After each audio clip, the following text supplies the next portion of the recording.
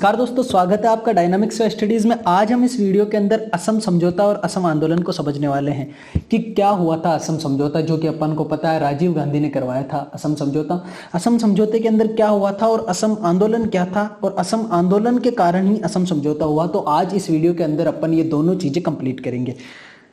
सबसे पहले अपन देखते हैं असम आंदोलन की कि असम आंदोलन होने की क्या वजह थी। जैसा कि अपन थोड़ा बहुत पहले भी जानते हैं कि क्या हुआ था, धीरे धीरे बांग्लादेश से व्यक्तियों जो शरणार्थी थे वो अधिक मात्रा में आने लगे थे ऑपरेशन सर्च लाइट की वजह से, जिसके कारण क्या है कि वहां के संसाधनों के ऊपर भी दबाव पड़ रहा था। और इसके अलावा एक और महत्वपूर्ण चीज क्या थी कि जो अवैध प्रवासी थे उनके जो नाम थे वो वोटर लिस्ट में बहुत ज्यादा हो गए थे, जिसके कारण क्या हुआ, वहां के जो मूल आदमी थे, जो मेन असम के रहने वाले थे, उनका कहना था कि अब तो क्या है कि जो प्रतिनिधित्व होगा, जो सरकार बनेगी वो भी अवैध प्रवासियों की सरकार बन जाएगी, हमारा तो कोई प्रतिनिधित्व नहीं होगा, क्योंकि 1 करोड़ शरणार्थी बांग्लादेश से भारत के अंदर उस टाइम आ गए थे। तो इसके कारण क्या है, लोगों के अंदर गुस्सा फूट रहा था। उसकी मुख्य वजह क्या थी कि जो अवैध प्रवासी थे उनका जो नाम था वोटर लिस्ट में बहुत ज्यादा हो गए थे, और इसके कारण क्या था, उनके अंदर गुस्सा था। और इसके अलावा क्या है कि इसी टाइम क्या हुआ कि वहां पे चुनाव होने थे, तो इसको लेकर माहौल वैसे ही गरमाया हुआ था। और उनको लग रहा था, जो वहां के मूल निवासी, उनको लग रहा था कि अब तो उनकी संस्कृति, उनकी भाषा, उनकी जो असमिया भाषा, उनका कोई अस्तित्व नहीं रह जाएगा, धीरे धीरे सब खत्म हो जाएगा और जो शरणार्थी वहां आए हैं उनका ही मतलब एक तरह से वर्चस्व स्थापित हो जाएगा, क्योंकि सरकार भी अब उन्हीं की बनेगी, क्योंकि उनकी ज्यादा जनसंख्या हो रही है, तो प्रतिनिधित्व उनका हो जाएगा। इसको लेकर क्या है, असम के अंदर गुस्सा फूट रहा था। और इस कारण क्या हुआ, असम में आंदोलन हुआ। देखो असम आंदोलन की अपन एक बार यहाँ अगर फोटो देखोगे आप, कितनी भीड़ है यहाँ पे पब्लिक की। तो ये 1980 से पहले की बात है, 79 से लेकर 83 85 तक ये इतने सारे मतलब बहुत हंगामे हुए थे। और इस हंगामे के अंदर क्या है कि मुख्य तौर पे जो एक यूनियन बन गई थी, 2 संगठन बन गए थे, अपन कह सकते हैं, जो इसको अंजाम दे रहे थे। वो 2 थे, एक तो आसू थी और एक AAGSP थी। आसू का मतलब है ऑल असम स्टूडेंट यूनियन, सारी यूनिवर्सिटी वाले जो स्टूडेंट थे उन्होंने मिलकर एक यूनियन बना ली थी असम की। और इसके अलावा AAGSP ऑल असम गण संग्राम परिषद, ये दोनों थे और ये दोनों क्या है, लीड कर रहे थे असम आंदोलन को। इनकी क्या थी, 3 डिमांड थी। ये जो दोनों है, इनकी असम आंदोलन ने 3 डिमांड की, इनकी 3D थी, ऐसे याद कर लो इसको, 3D थी। इनकी 3 डिमांड क्या थी कि पहले तो क्या है कि जो अवैध प्रवासी उनको डिटेंशन करो, मतलब उनको गिरफ्तार करो। दूसरा क्या है, फिर डिलीशन करो, वोटर लिस्ट से उनका नाम हटाओ, डिलीट करो, और फिर इनको डिपोर्ट करो, मतलब उनको वापस अपने जिस देश से वो आए वहां भेज दो। कोई बांग्लादेश से आया तो उसे बांग्लादेश भेजो, कोई म्यांमार से आया तो उसे म्यांमार से भेजो। तो क्या है, इन दोनों की 3D मांगे थी। और असम आंदोलन के जो मेन नेता थे वो एक तो प्रफुल्ल कुमार महंत थे, बिगू कुमार फुकन थे और विराज कुमार शर्मा थे। प्रफुल्ल कुमार महंत साहब जो थे 1985 में फिर असम के मुख्यमंत्री भी बने थे। और इन सबके डिमांड क्या थी कि जो भी ये आए हैं अवैध प्रवासी, उनको क्या करो, डिटेंशन करो, डिलीशन करो और उनको वापस डिपोर्ट करो उनके देश के अंदर। असम आंदोलन की ये मांगे थी। अब क्या हुआ, धीरे धीरे आंदोलन अपनी प्रकाष्ठा पे था ही, उसी के साथ क्या हुआ, एक महत्वपूर्ण और इतनी मतलब दर्दनाक घटना असम के अंदर हो जाती है, जिसका बहुत गहरा प्रभाव पड़ता है भारतीय राजनीति के अंदर। उसके अंदर क्या है, इसको अपन नेली नरसंहार के नाम से जानते हैं, नेली मसेकर के नाम से इसे जानते हैं अपन। इसके ऊपर अपन एक सेपरेट वीडियो भी और बनाएंगे कि नेली नरसंहार के अंदर मुख्यतः हुआ क्या था, किस तरह की ये दर्दनाक घटना थी, जिसे के लिए आज भी असम के अंदर लोग न्याय मांग रहे हैं। नेली नरसंहार क्या है, ये तारीख को याद रखना है अपने को, 18 फरवरी 1983 के दिन हुआ। एक्चुअल में क्या हुआ था, एक ब्रीफ अपन ले तो नेली एक असम का डिस्ट्रिक्ट है, वहां पे क्या हुआ, एक जगह है, एक गांव है, वहां पे क्या हुआ कि जो गुंडे लोग थे अपन कह सकते हैं जिनको, वो आए और मतलब सब मुंह पे कपड़े बांध के आए और दे दनादन उस गांव में आके गोलियां चलाने लग गए, मतलब अंधाधुंध फायरिंग करी उन्होंने। और इसमें 2191 लोग मारे गए, ये सरकारी आंकड़ों के मुताबिक। एक्चुअल आंकड़े इसके क्या होंगे ये आप सोच सकते हो। तो क्या हुआ, 2191 लोग मारे गए, महिलाओं के साथ बदसलूकी की गई और बहुत ही मतलब एक तरह से दर्दनाक घटना थी ये नेली नरसंहार, जो 1983 में घटी। अब क्या है, आंसू वैसे भी जो असम आंदोलन वालों की मांग थी कि क्या है, इनको भगाओ, वापस जो आए हैं यहाँ पे अवैध प्रवासी जो रह रहे हैं उनको भेजो, ये मांग थी। और नेली नरसंहार होने के कारण क्या है, फिर इस नेली नरसंहार का पता लगाने के कारण क्या है, एक तिवारी कमीशन बना, तिवारी जी की अध्यक्षता में एक तिवारी कमीशन बना। और एक बात आपको बता दें हम कि तिवारी जो कमीशन बना था, उन्होंने 1984 में अपनी रिपोर्ट दी कि भाई क्या हुआ था एक्चुअल में नेली नरसंहार के अंदर। और और आज तक ये जो रिपोर्ट है ये सीक्रेट डॉक्यूमेंट है, आज तक इस रिपोर्ट को पब्लिश नहीं किया गया है। कई सारे लोग हैं, कई सारे जो संस्था है, कई सारे संगठन है, कई सारे एनजीओ है जो आज भी मांग कर रहे हैं कि आप जो है इस रिपोर्ट को पब्लिश करो, लेकिन इस रिपोर्ट को पब्लिश नहीं किया जा रहा है आज भी। इसके पीछे आप समझ सकते हो कितना महत्वपूर्ण रीजन रहेगा, इससे धार्मिक भावनाएं भड़क सकती है। और एक और बात ध्यान देने वाली यह है कि इस नेली नरसंहार के अंदर मुख्यतः जो है मुसलमानों को टारगेट बनाया गया था। क्या हुआ कि जो वहां के लोग थे उनका ये मानना था कि यहाँ पे जो आए हैं आदमी वो बांग्लादेशी जो है वो बांग्ला भाषा का वर्चस्व स्थापित कर देंगे। तो यहाँ जब भाषा की बात आ जाती है तो बहुत ही मतलब एक तरह से ये मामला गंभीर हो जाता है। जैसा कि पूर्वी पाकिस्तान और पश्चिमी पाकिस्तान के बंटने के पीछे भी यही प्रभाव रहा है एक तरह से। यहाँ धर्म भले ही दोनों मुस्लिम हो सकता है, लेकिन भाषा जो है कभी कभी हमेशा और अधिकतर मेरा मानना है कि भाषा धर्म से ज्यादा काम करती है। तो यहाँ ये नेली नरसंहार हुआ और नेली नरसंहार के कारण सरकार सत्ते में आ गई। अब सरकार को, उस टाइम इंदिरा गांधी की सरकार थी, इंदिरा गांधी प्रधानमंत्री थी, अब सरकार को कुछ ना कुछ कदम उठाना बहुत जरूरी लग रहा था। तो इसी को देखते हुए नेली नरसंहार के बाद ही जस्ट इंदिरा गांधी 1983 के अंदर आईएमडीटी लाई। आईएमडीटी एक एक्ट है, हालांकि इस एक्ट को क्या है 2000 के अंदर जो असम के पूर्व मुख्यमंत्री सर्बानंद सोनोवाल ने याचिका देने पर इसको 2005 के अंदर सुप्रीम कोर्ट ने रद्द कर दिया है। लेकिन एक्चुअल में 1983 में क्या हुआ, ये एक्ट लाया गया था आईएमडीटी। आईएमडीटी क्या है, illegal migrant determination by tribunals act 1983, मतलब अवैध आप्रवासी अधिकरण द्वारा निर्धारण अधिनियम 1983। अब एक और बात, ये जो एक्ट आया था उस टाइम देखो, ये जो शरणार्थियों की जो प्रॉब्लम थी पश्चिम बंगाल में भी थी, असम में भी थी और आसपास के इलाकों में भी थी, लेकिन ये एक्ट लाया गया केवल असम राज्य के लिए। क्यों लाया गया, क्योंकि जो नेली नरसंहार हुआ था उसकी वजह से अभी क्या है, केवल असम के अंदर सिचुएशन को कंट्रोल करना था। तो आईएमडीटी आया, ये केवल असम राज्य के लिए था। और इसके अंदर क्या कह दिया गया कि वो व्यक्ति जो 25 मार्च 1971 के बाद भारत आए उन्हें अवैध माना जाएगा। आपको ये तारीख याद आई होगी, 25 मार्च 1971, जिस दिन पश्चिमी पाकिस्तान ने ऑपरेशन सर्चलाइट चालू किया था, जिसके कारण बहुत सारे लोग जो बांग्लादेश से भारत आए थे। तो इस एक्ट में कह दिया गया कि जो भी 25 मार्च 1971 के बाद भारत आए हैं उन्हें अवैध माना जाएगा। लेकिन इसके क्या है, कुछ शर्तें रख दी गई जो वाकई उस टाइम की सरकार के लिए, अपनी सरकार बनाए रखने के लिए जरूरी थी। जरूरी कैसे, ये राजनीतिक जरूरी थी। क्यों, क्योंकि उस टाइम की सरकार को लगता था कि ये उनका एक तरह से वोट बैंक है, तो वो उनको आसानी से अपना वोट बैंक खत्म भी नहीं करना चाहती थी। तो इसको लेकर क्या है, ये एक्ट तो लाई जिससे कि कुछ रोष कम हो जाए, लेकिन इसकी शर्त क्या कर दी कि ऑनर्स ऑफ प्रूफ जो था वो क्या, मतलब ऑनर्स ऑफ प्रूफ होता है जो साबित करने का दायित्व जो होता है। जैसे कि किसी ने किसी के खिलाफ एफआईआर लिखवाई, जैसे एक्स है, एक्स ने वाई के खिलाफ एफआईआर लिखवाई, तो अब एक्स जो है, एक्स का जो यहाँ दायित्व हो गया है कि वो साबित करेगा कि वाई ने कोई कर्म किया है, मतलब कोई गलत गुनाह किया है। वाई खुद साबित नहीं करेगा कि वो ठीक है, ठीक है। तो इसके अंदर ऑनर्स ऑफ प्रूफ जो सिद्ध करने का दायित्व था वो क्या था, एक तो शिकायतकर्ता जो शिकायत करेगा किसी व्यक्ति की कि हाँ भाई ये व्यक्ति जो है अवैध आप्रवासी 25 मार्च 1971 के बाद आया है, वो उसका दायित्व होगा। और दूसरा क्या है कि पुलिस पर दायित्व था कि वो डिसाइड वो करेगा साबित कि ये जो है ये वाकई 25 मार्च 1971 के बाद में भारत के अंदर आया है। इसके अलावा क्या है कि किसी भी व्यक्ति के खिलाफ जो मामला तभी स्टार्ट होगा जब उस व्यक्ति के खिलाफ 2 शिकायत आएगी। ये सब आईएमडीटी में लिखा हुआ था। और साथ ही क्या है, वो जो 2 व्यक्ति उसकी शिकायत करेंगे वो उसके घर से 3 किलोमीटर के दायरे में रहने चाहिए। अब देखो ये बहुत ही अजीब सिचुएशन उस टाइम लाई गई थी, 3 किलोमीटर के दायरे में।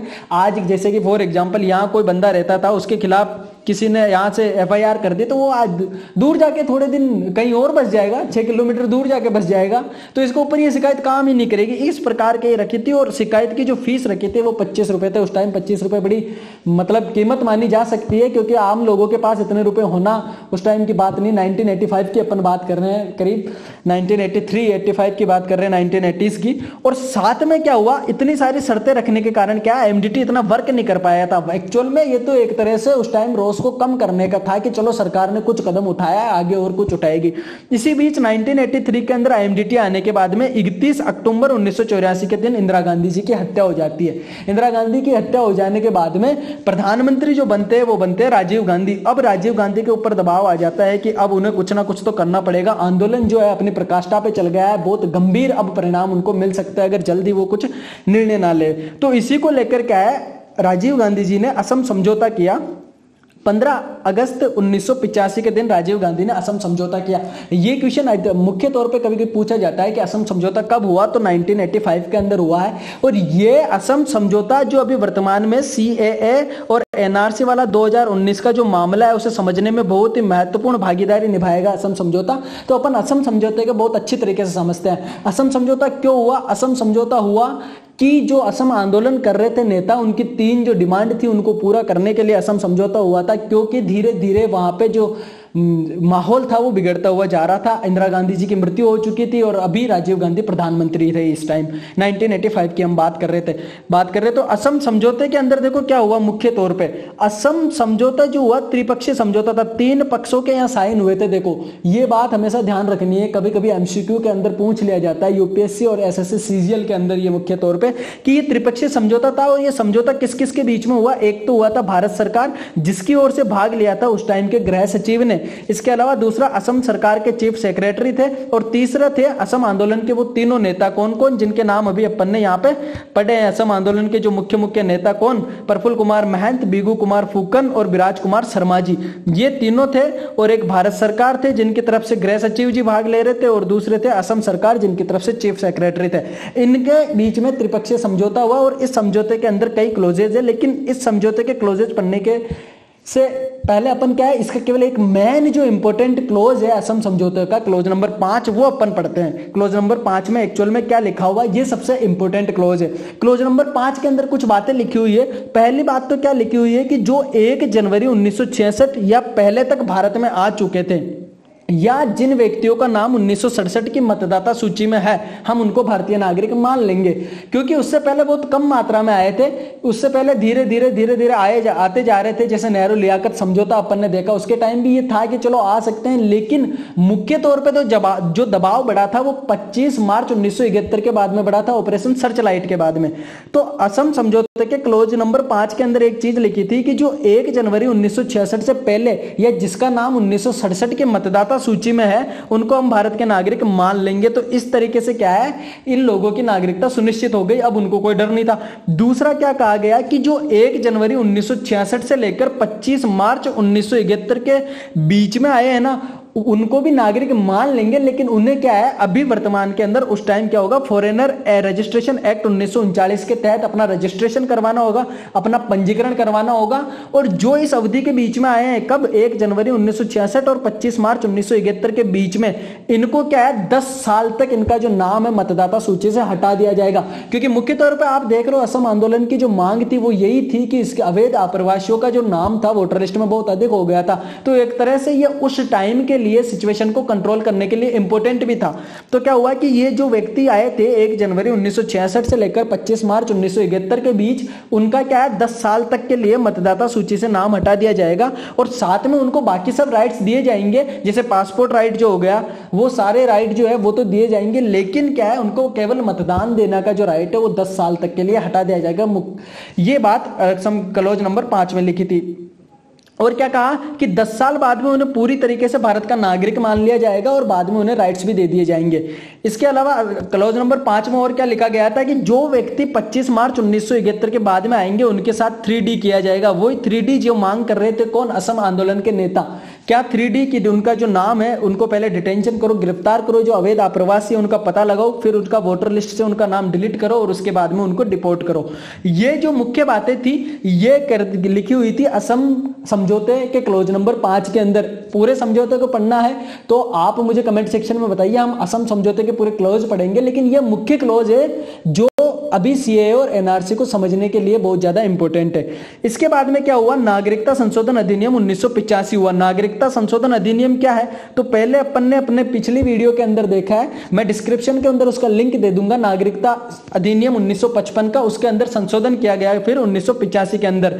अगर नागरिकता अधिनियम समझना है, थोड़ा सा एक बार अपन ब्रीफ रिव्यू ले लेते हैं। नागरिकता अधिनियम 1985 के अंदर क्या था, तो उसके अंदर 18 धाराएं थी, उनमें से अपन ने कुछ मुख्य धाराएं पढ़ी थी। जैसे कि एक धारा थी धारा 3, धारा 3 के तहत क्या था कि वो व्यक्ति जो मतलब जन्म के आधार पर नागरिकता देने की बात कही गई है, जिसका जन्म भारतीय भूभाग पर हुआ है उसे भारत की नागरिकता दे दी जाएगी। इसके अलावा धारा 4 क्या था कि धारा 4 के अंदर कहा गया था कि वंश के आधार पर नागरिकता दी जाएगी, कि अगर कोई भी बच्चा हुआ है विदेश में किसी पिता के, वहां एक बात मेंशन थी पिता के, उसके बारे में अपन आगे और चर्चा करेंगे, तो वो अगर जाकर उस विदेश के अंदर जहां भारत की एम्बेसी होगी वहां उस बच्चे का 1 साल के भीतर रजिस्ट्रेशन करवा देगा तो उस बच्चे को नागरिकता दी जाएगी।